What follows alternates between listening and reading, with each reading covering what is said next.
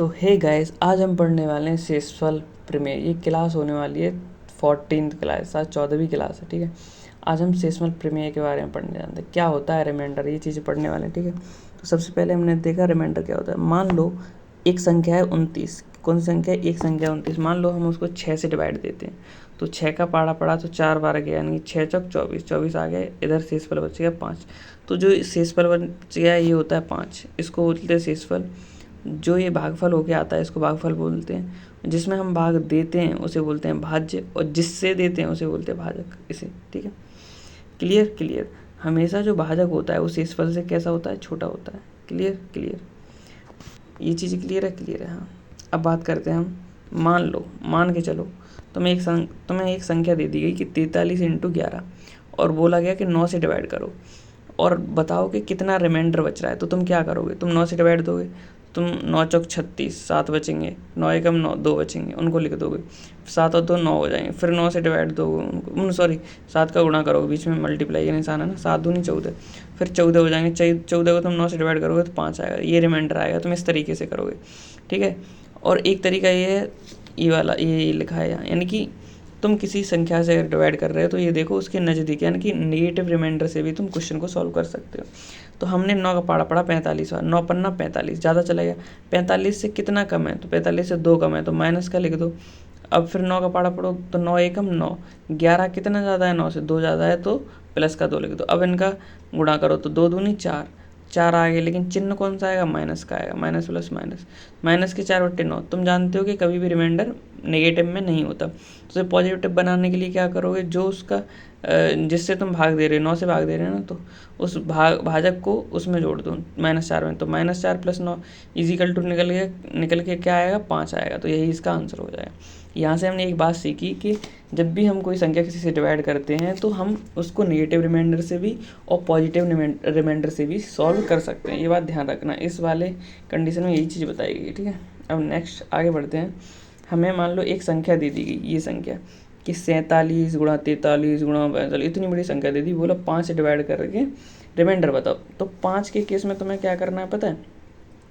5 के केस में तुम 2 तरीके से कर सकते हो संख्या। 5 का केस कहता है कि अगर यूनिट डिजिट 5 से डिवाइड है तो पूरी संख्या 5 से डिवाइड हो जाती है। ठीक है, तो यहाँ हम एक तरीका तो ये 5 से डिवाइड करो तो 5 5 5 5 47 है ना, 47 5 से काटोगे 45 कट जाएंगे, फिर 3 रिमाइंडर बचेगा। फिर ऐसे कर करके तुम इससे कर सकते हो। ठीक है, और दूसरा तरीका है यूनिट डिजिट वाला। कैसा यूनिट?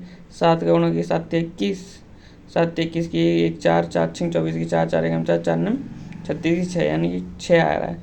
और 6 को तुम 5 से डिवाइड करोगे तो क्या बचेगा? 1 बचेगा। वही तुम्हारा आंसर हो जाएगा। एक तरीका ये है 5 से ही डिवाइड करो। 5 9 45, 2 बचे गए ज़्यादा, 2 लिख दिए। फिर 5 से काटे 50 पूरे कटे, 53 3 ज़्यादा नहीं, इन्होंने 55 कर दिया। यानी कि नेगेटिव से भी सॉल्व कर सकते हो, तरीका यही है। अब नेक्स्ट क्वेश्चन पे आते हैं। यहाँ बताया ना 9 से डिवाइड, तो 9 से कोई संख्या डिवाइड करनी है, शेषफल चाहिए। तो तुम 9 से कैसे डिवाइड करो? उसके अंकों के योग को डिवाइड कर लो। अंकों का योग करो, 9 से डिवाइड करो, -1 बचा। इसका अंकों का योग करो, 9 से डिवाइड करो, +1 बचा।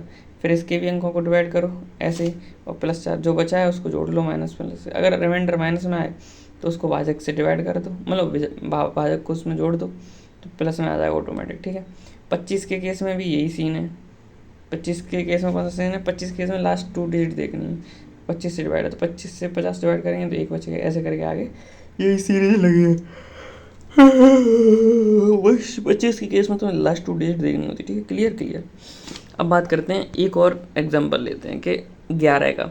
एक संख्या दी है 579 है, 11 से विभाजित। तो 11 का रूल क्या कहता है कि उसके एक अल्टरनेट को जोड़ के अगर 0 या 11 आ जाए संख्या डिवाइड हो जाती है। ऐसे अल्टरनेट जोड़े 9 5 14, 14 में 7 गए तो 7 बचे, तो रिमाइंडर कितना बचे? 7 बचे। ऐसे करके रिमाइंडर निकाला तो 11 से डिवाइड हो गए। 100 के केस में क्या होता है? 100 के केस में लास्ट 2 डिजिट जो होते हैं वो बच जाते हैं। तो ध्यान रखना, जब भी लास्ट 2 डिजिट पूछे 100 थे तो तुम ऐसी संख्या देखना जो संख्या कट जाए। जैसे यहाँ पे 1576 4 से काट दिए, नीचे 100 काट दिए 4 से, लेकिन ये बाद में जब आंसर आया ना 8, तो उसमें 4 की गुणा भी करनी पड़ी 32, यानी कि 100 से डिवाइड करने पर 32 बच रहा है। क्लियर। और बात करते हैं, ऐसे सबका रूल होता है। जैसे यहाँ पर है, देखना एक चीज़ सीखना, एक चीज़ ये वाली स्लाइड इसमें आ नहीं रही यार, ये तो बहुत ज़रूरी स्लाइड है।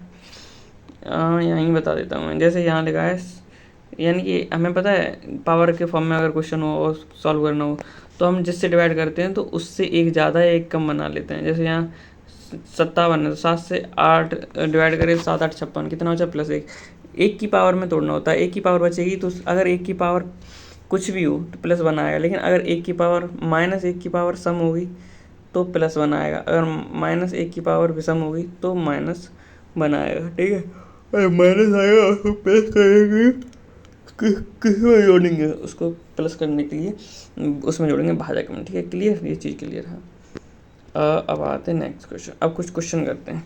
यहाँ पे लिखा है साफ साफ कि क्वेश्चन नंबर 1 में लिखा है कि ये व्यंजक है, इसमें शेषफल क्या है। तो ऐसे मिश्रित में जो ऊपर बचता है ना 18 जो बचा है वही शेषफल है, वही शेषफल होता है।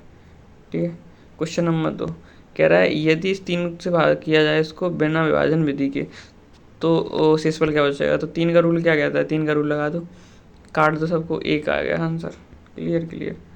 यहाँ कह रहा है 8 से विभाजित करना है और शेषफल चाहिए, तो लास्ट के 3 अंक को देख लो, 400 041, यानी 8 से डिवाइड किया तो 40 तो पूरा कट जाएगा, 1 बचेगा, तो यही आंसर है। क्लियर। नेक्स्ट क्वेश्चन 16 से विभाजित है तो पीछे के 4 अंक देख लो, केवल आंसर आ जाएगा, देख लिया। हाँ, फिर शेषफल क्या होगा जब इनको ऐसे में सबको जोड़ के या तो कर लो, सबको जोड़ लो फिर कर लो, या फिर एक एक करके डिवाइड देख लो। ठीक है, क्लियर क्लियर। ये क्वेश्चन है 17 से भाग देने पर शेषफल क्या। तो 17 से 170 पूरे कटेगा, 9 बचेगा, ऐसे ही करके ये बचेगा, फिर 17 से भाग देगी, गुणा के शेषफल 3 आ गया। Clear clear. ठीक है, और ऐसे ही जब इसको विभाजित किया जाता है, किसको, इसको जब 85 गुणा 87 को विभाजित 100 से विभाजित है तो शेषफल क्या होगा। तो शेषफल इसमें देख के 100 से बचा के आंसर। Clear clear.